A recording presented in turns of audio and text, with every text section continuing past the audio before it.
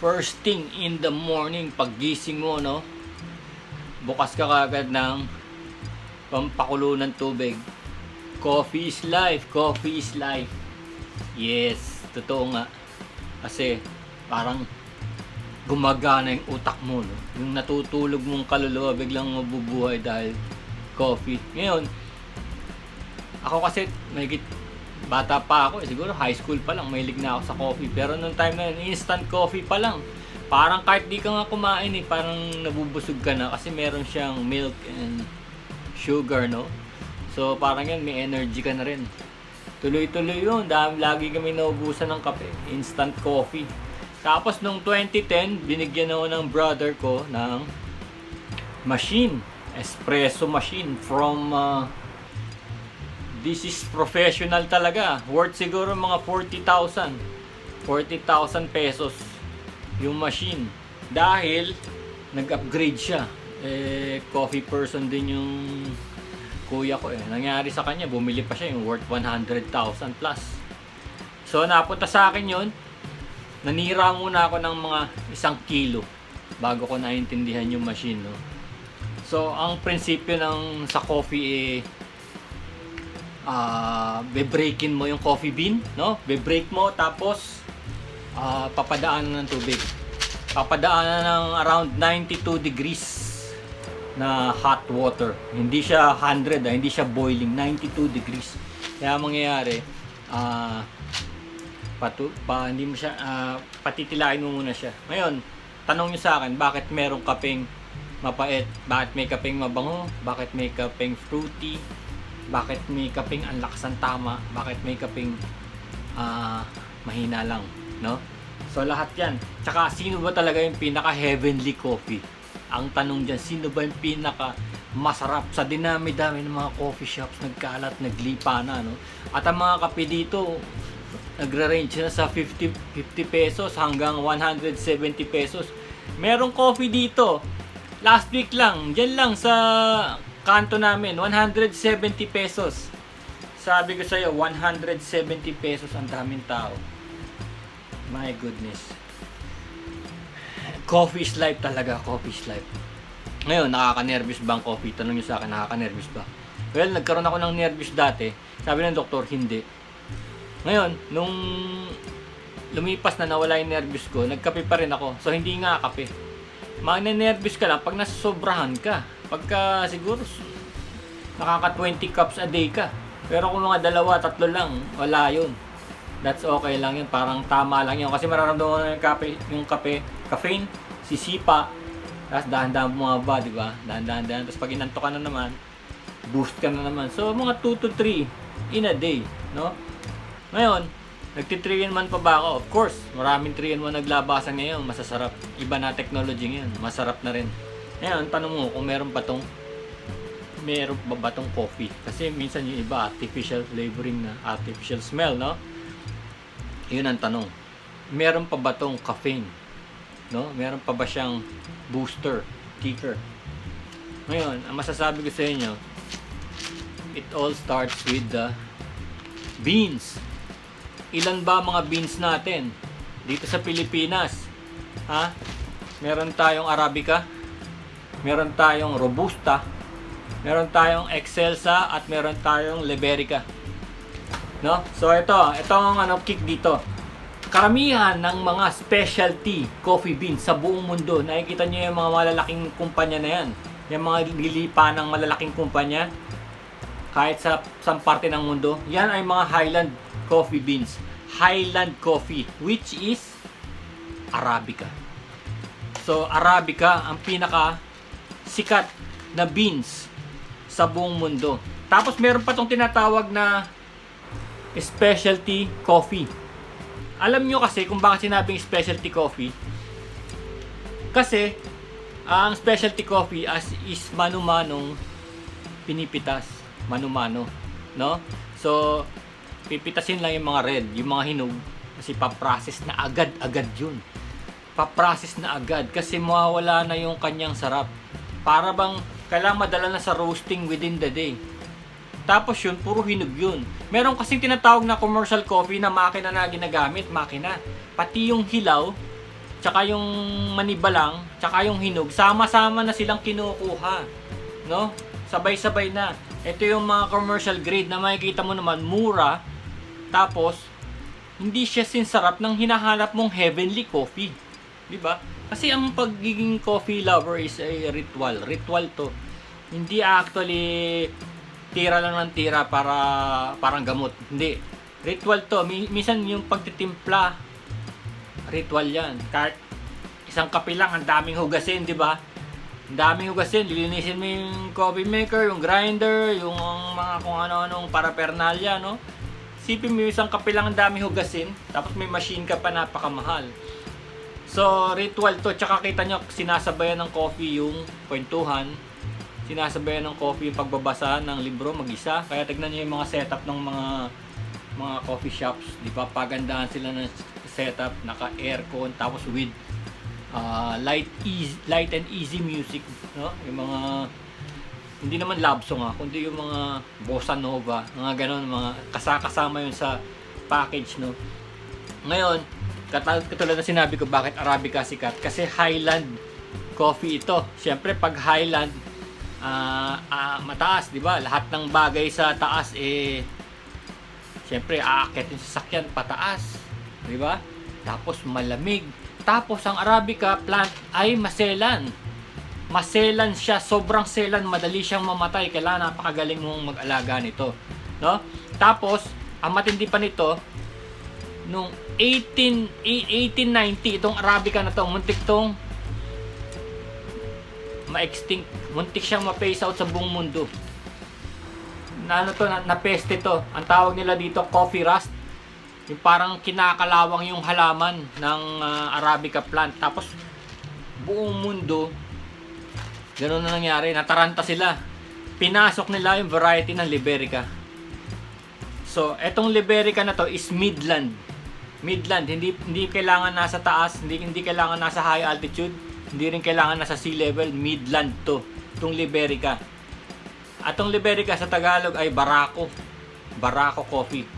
Ngayon, itong Liberica ay ang reklamo nila dito is paiba-iba ng lasa, no? Itong Liberica at Excelsa ay magkalahi. Makikita nyo yung beans nila, payat na mahaba. Tapos yung Liberica naman ay mas maiksi. Pahaba rin, mas maiksi. Ito na mga Excelsa is mas mahaba. Halos magkasinlasa sila na parang hindi standardized, no? Parang minsan ito lasa mo sa kanya, minsan ito parang may woody. Tawag nila may woody feeling, no? Hindi naman masamang woody, yung parang alam mo yung pagka furniture, di ba, nakakaamoy ka ng parang amoy kahoy, parang mahogany gano'n ang amoy niya. Tapos yung taste niya parang minsan flat, no? Hindi mo makukuha talaga yung mabango o fruity o sobrang tapang. This is paiba-ibang araw siya. Exciting daw itong dalawang to, pero hindi sila naging sikat din. Kasi, tandaan nyo, Liberica is just a replacement for the Arabica. Nakala nila, pape-phase out. Ngayon, ito namang Robusta. Robusta is the lowland coffee. Commercial grade. Whole year round meron tayong Robusta. Kaya lang ang problema ng Robusta, matapang siya. Matapang. Maabot ng 3% ang caffeine nito. Samantalang yung Arabica is mild lang. Ang pinakamataas ng Arabica is 1.5.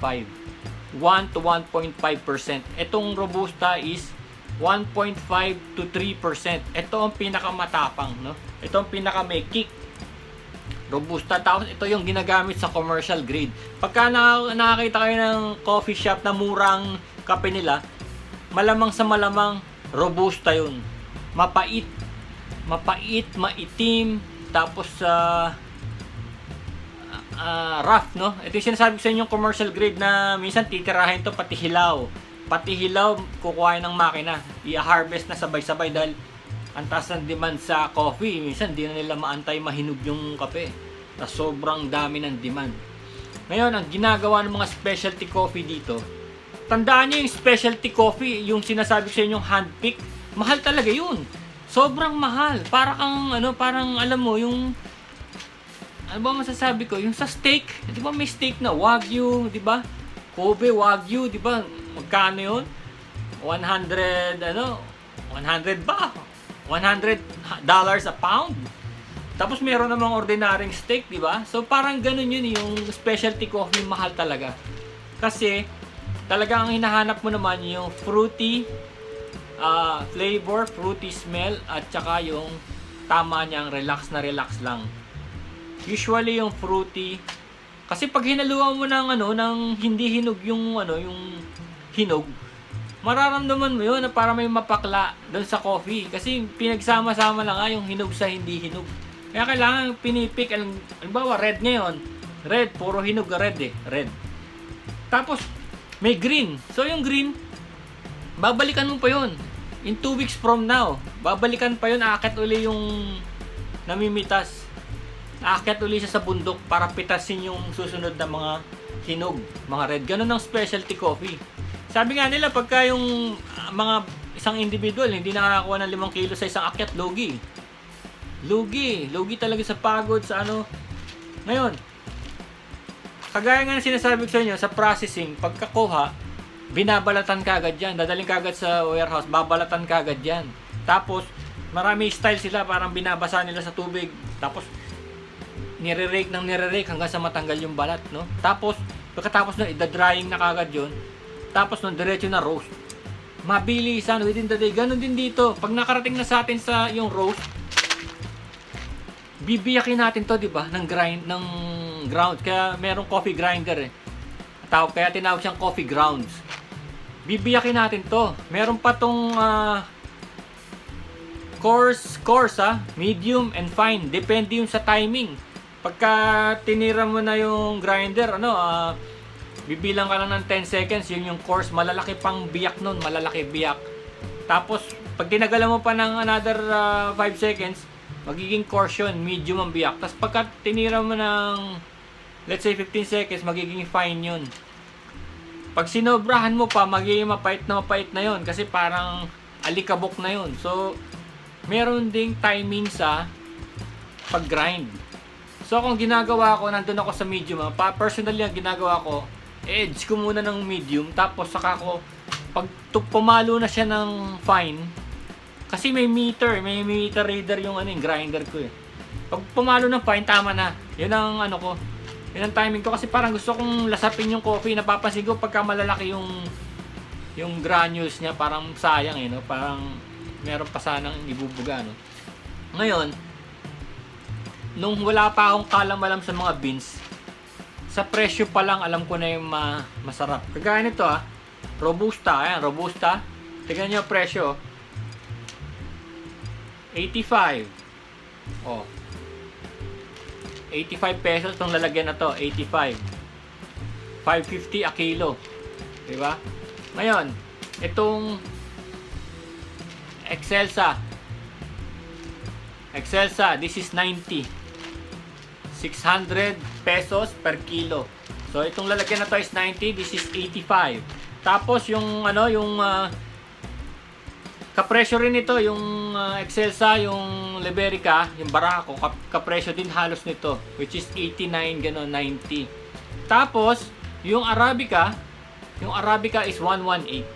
So, nakita niyo yung diferensya, 90, 118. So, wala pa akong kalam-alam sa coffee, doon pa lang sa stante, alam ko na kung sino masarap.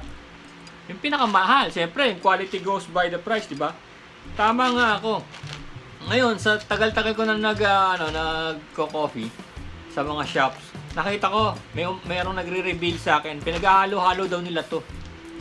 Ground nila to, tapos pag-halo-haloin nila para makakuha mo yung best of all worlds. Ika nga. So, kasi dahil mahina nga yung kick nung Arabica, lalagyan nila ngayon to ng Robusta. Actually, sa mga vlogs, hindi na nga pinapansin yung Liberica at Excelsa Iniisip ko lang, baka wala silang Liberica doon. Dahil Barako nga. Dahil nga, kapeng Barako. Dito sa atin yun, di ba? Sa Tagaytay, Batangas, di ba? O diyan tumutubo. Kaya sa mga foreign, lagi silang Robusta and Arabica. Ngayon, i-grind natin to, tapos lulutuin natin to na iba-ibang paraan. Pero, sasabihin ko na sa inyo, ang principle is the same, no? Importante kasi, pag ito nabiyak mo na, Pag ito biniyak na sa grinder, kailangan to gamitin mo within 1 week. Kasi dahil binuksan mo na siya, ano siya, tumatabang na. Nagiging luma na, nagiging lasang luma na. Wala na masyado yung heavenly taste niya. Yung unang biyak. Kaya tignan mo pagka pupunta ka sa mga Starbucks, yung in-order mo saka pa lang i-grind. 'Di ba? Yung in-order mo, doon pa lang papuputukin. So, ibig sabihin yung unang biyak niya, yun ang pinakamasarap. 'Di ba? So, timing is everything sa coffee. Hindi basta coffee is coffee is coffee. Hindi sila pare-parehas. No? So, natikman ko na rin to. Pero iniiwasan ko talaga to. Yung, sa totoo lang, Excelsa, Liberica. Iniiwasan ko talaga tong mga to. Habol ko talaga lagi Arabica. Kasi, nasa bahay ka na rin lang no? Kung gagayahin mo yung parang hindi ka na lumabas, hindi ka na mag-Starbucks, gusto mo nang gayahin sa bahay, mag-Arabica ka na, no? So ngayon, yung mga cooking system, sinasabi ko sa inyo, ang cooking niya, di ba pagka ito tignan niyo to. Tignan niyo na invento na naman Parang sa Lazada Tignan niyo ang prinsipyo niya Ang gagawin lang kasi to, painitan mo tong ilalim. Tapos kukulo yung tubig, dito mo lalagay sa ilalim. 1 cup. 1 cup Dito nilalagay yung coffee. This is 1 shot. 1 shot of coffee. Yung coffee grounds mo, pupunuin mo yan. That's 1 shot. Tapos dito yung 1 cup of water. No? Tapos may mga butas Tignan nyo, may butas. Ngayon, ang gagawin niya, pag kumulo na yung tubig, hindi yan puputok kasi may release valve. Hindi siya puputok. Dadaan yung steam dito. Tapos, pupunta dito. May filter Tignan nyo, at saan pupunta? Ayun Dito lalabas So, pinilter doon, container, naka-contain yung coffee grounds. Tapos lalabas dyan mapupuno dito. Pag napuno to, pag nawala na yung kumukulo sa ilalim, mapupunta dito yung tubig. So, that's your coffee, 1 shot. Diba? Ang galing na ito. Susubukan natin to.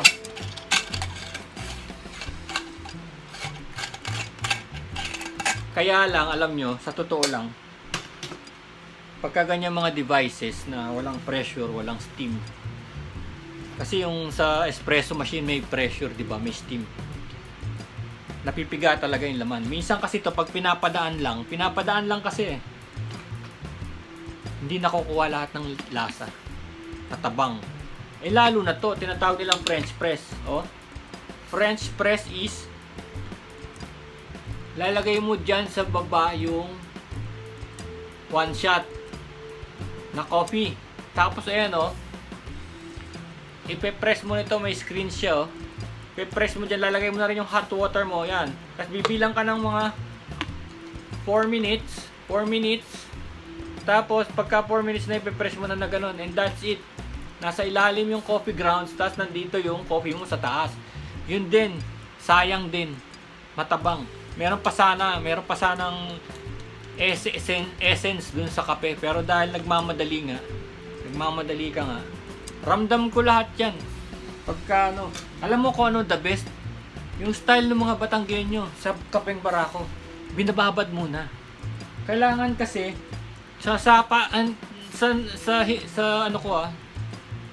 sa experience ko, kailangan ibabad muna yung coffee grounds overnight muna. Tapos saka mo pa lang siya pakukuluan, tsaka mo siya sasalain. Ganun sana, kung papakuluan mo, dapat ibabad mo muna. Ganun ang ginagawa ko. Minsan, yung coffee ko para tomorrow, nakababad na doon sa sa kettle. Nandun na yung tubig niya. Tapos in the morning, napakasarap.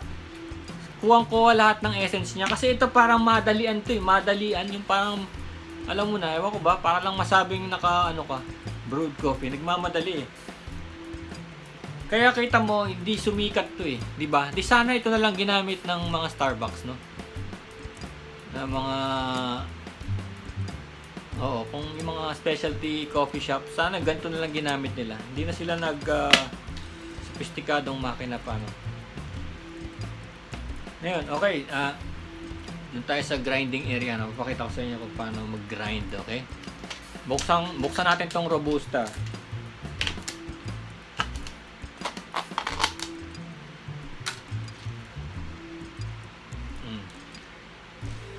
Ganda beans niya, oh. Tapos karamihan ng mga roast ngayon is dark roast. Bihira lang yung medium roast kasi nga lang kung bakit, parang nanghihinayang sila, parang hindi pa yun yung pinakatodo nung ano eh, nung coffee, parang gusto mo medyo mapait, no? Bango ah, bango rin. Bango na robusta. Eh parang may chocolatey ano smell. Pero tandaan nyo, ito yung 3% caffeine. Pansipa to. Pagka nakarami ka nito, mauutal ka. Tingnan natin to ano, Excelsa. Ito na nga.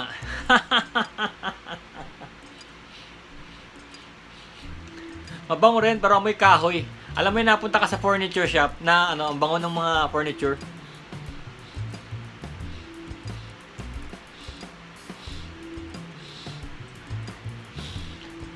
Mabango din, pero mind-boggling ang amoy niya.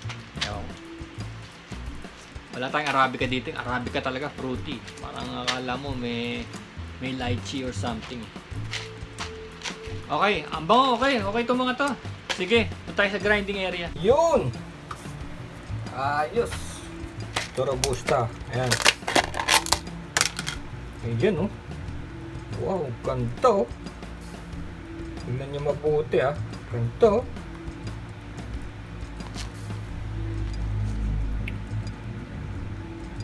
Beads of love.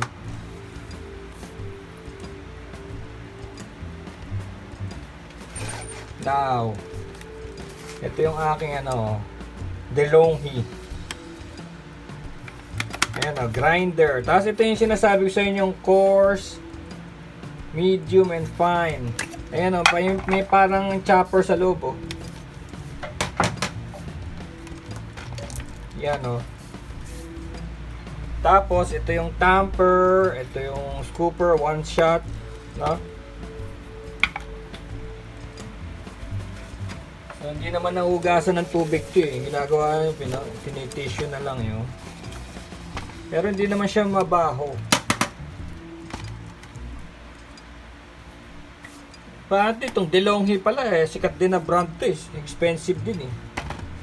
So yan, lalagay na natin ah. Binubuhos ko lang dyan. Hindi masyadong puno kasi namamaga siya pag ano eh. Pag nasindihan na eh. Okay, yan ha. So, saksak natin sa kuryente. May ibang espresso machine ngayon. Ano na, meron na sariling nag-grind do sa machine. Automatic. Ayan, let's go ha. Oh. Ayan yung ilaw yan ha. So, ginagawa ko sinishake-shake ko. Para mahalo.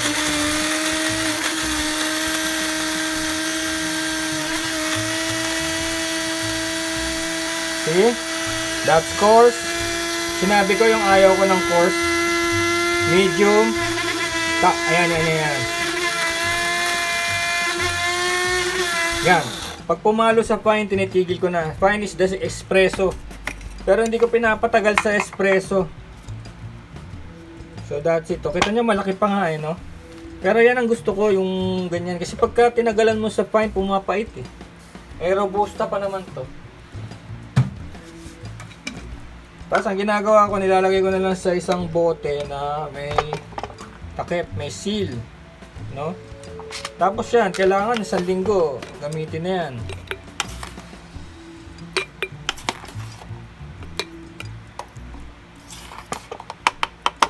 Ngayon, in terms of smell, wala na ako naamoy na bango. Mula nung ano, mabango siya nung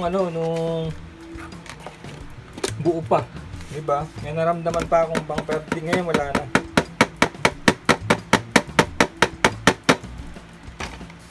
So yan. Ngayon ito naman Excelsa. Excelsa naman. Kalahati, mag-mix na tayo. Ayan pagkumparahin nga natin Robusta, Excelsa.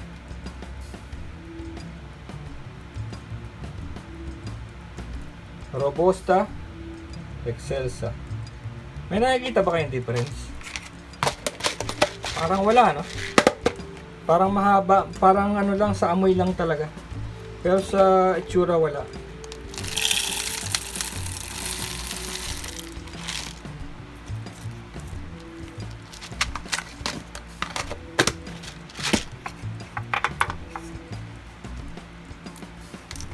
Okay, same thing.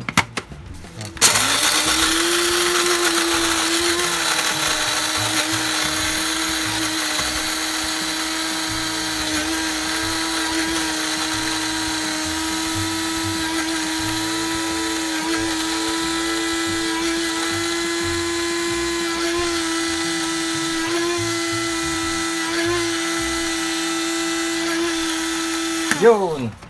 Okay. That's it. Oh. Amoy. Yun. Same woody feeling. Good, ah.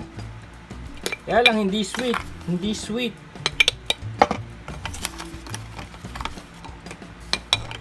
Hindi nga pala hindi specialty. Hindi to specialty coffee. Kita nyo naman, napakamura.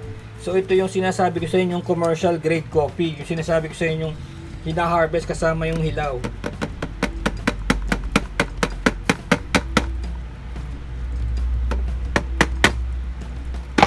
Yan ang dahilan kung bakit mahal ang kape.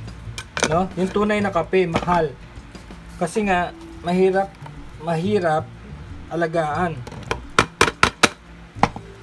Mahirap siya alagaan. Kaya tignan nyo, lagi sila nagyayabang sa mga coffee fair. Sasabihin nila Highland Coffee. No, naririnig nyo ba yung sinasabing Highland Coffee? Hindi nila actually sasabing Arabica. Sasabihin lang nila Highland Coffee. Saka ako, kaka-research ko lang. Saka ko lang nalaman na yung Barako pala is Liberica. Sa kaka-research ko lang yun. Hindi ko naman talaga alam. Kala ko meron talaga variety na Barako that is known worldwide.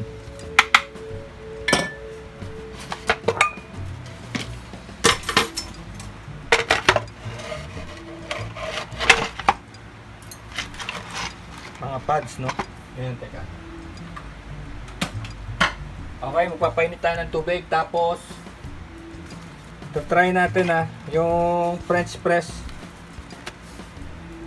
Oh, kakakapi ko lang Hindi na naman ako makakatulog nito.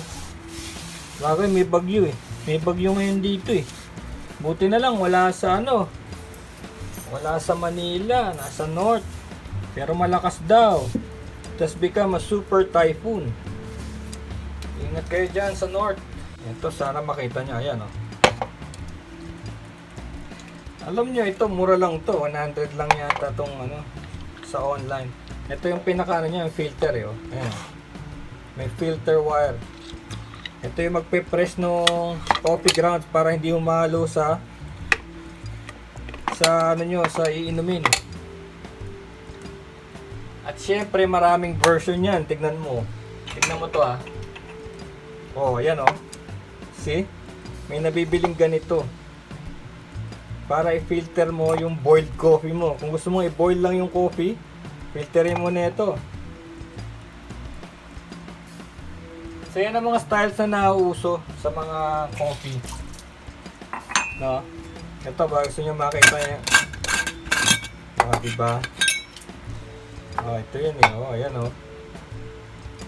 Diba yan ang itsura? Ayan may butas May butas siya Diba? Galing nang invento nito Dito naman may seal Mura lang din to, wala pa 200. Kaya lang kailangan nito stove Yung ginagamit ko kasi rito sa office ko inductor, hindi siya kumakagat sa inductor Kailangan din pang camping. Yun, at eto na nga. So, meron akong 92 degree tubig dito. Ayan.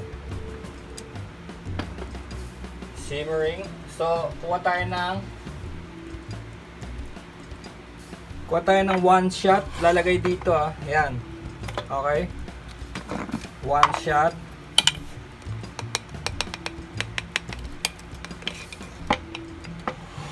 So, ayan.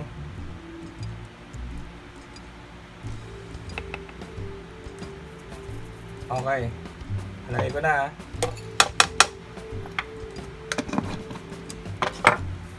Tapos 1 cup of 92 degree water. Okay, yan. Ganito ginagawa sa French press. Binubuhos. And then mag-aantay ka ng 4 minutes. Okay, nasa taas muna. Hindi mo pa yan ibababa. 4 minutes. Tayo tayong 4 minutes.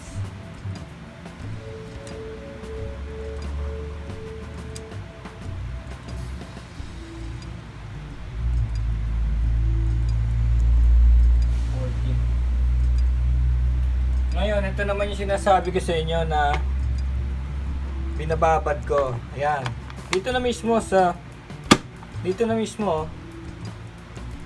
pot. Bababad ko yan overnight. Diyan ko ilalagay. Doon nakukuha yung yung katas niya.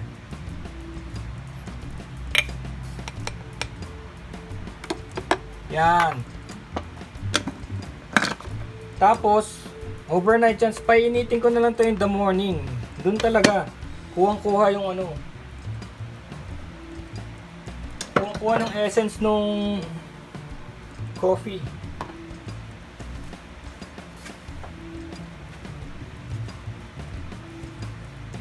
Yun. Set aside lang. Ganun yata yung style nila nun sa Batangas. Naalala ko yung mga sitcom yung John and Marcia. Ganun eh. Tapos sasalain nila yon using medyas. Tapos nagja-joke sila kunwari medyas daw gamit na. Ayun na nga, 4 minutes na. So gagawin to, bababa na to, bababa na, dahan-dahan, bababa. Yan.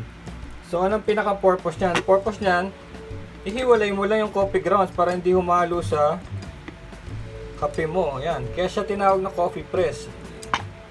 So ang purpose niya parang pinindot niya sa ilalim. Tapos parang ganito rin, parang pansala rin ang principle niya. Ngayon, let's see tingnan natin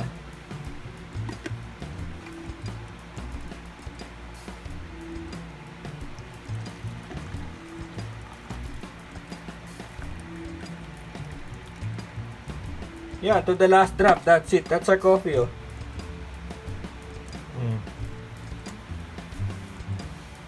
Amoy pa lang, amoy matabang na. Kasi, inisip ko, meron pa talagang power yun Yung nasa ilalim na yan.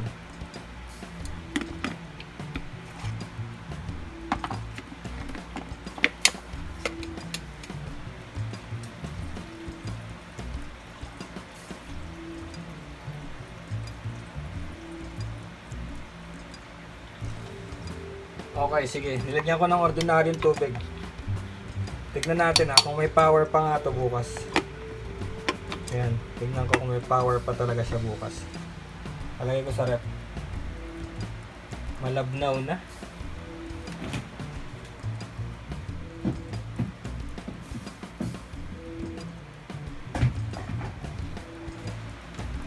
Now back to our coffee.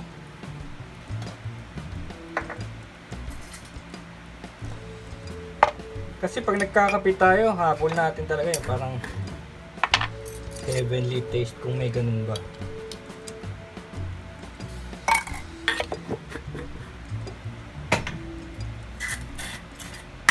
One teaspoon cream, 1 teaspoon sugar.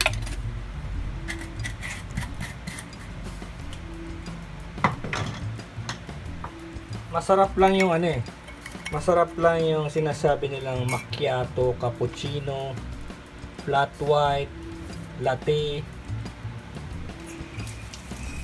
Masarap lang yun dahil may mga halong gatas, cream, no? Kaya lang, nasa kape pa rin lahat. Paano niloloko mo lang yung sarili mo kung nakaka-cappuccino ka tapos yung kape di masarap? Kasi ang dami ko nang sinubukan dyan, lahat naglipa na dyan sa paligid yung mga, saan nakakita? 35 pesos coffee. 35 pesos. Ang tabang. Ko para lang masabing para lang masabing meron siyang coffee shop. Ang tabang-tabang, tapos low quality, low grade. Hindi ako magtataka kung instant lang yun. Basta't ang tabang, tapos ang haba ng pila, no? Haba-haba talaga ng pila dahil sobrang mura, no? Kumbaga yung mga tao hindi naman talaga tunay na coffee aficionados pero pipila doon. Alam mo na, sasabihin ni coffee lover or tea. Pero talagang low grade, quality goes by the price talaga. Ngayon, tikman natin to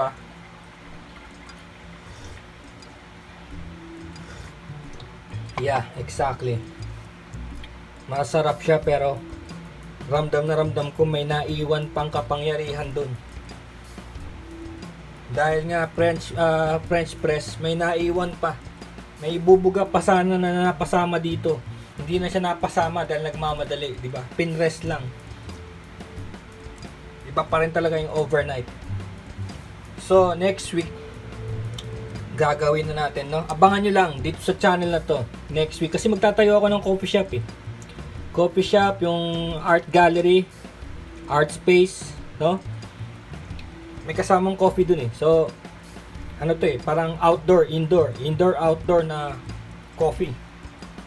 Pwedeng tumambay, mga bikers, mga motorcycles, mga bisikleta.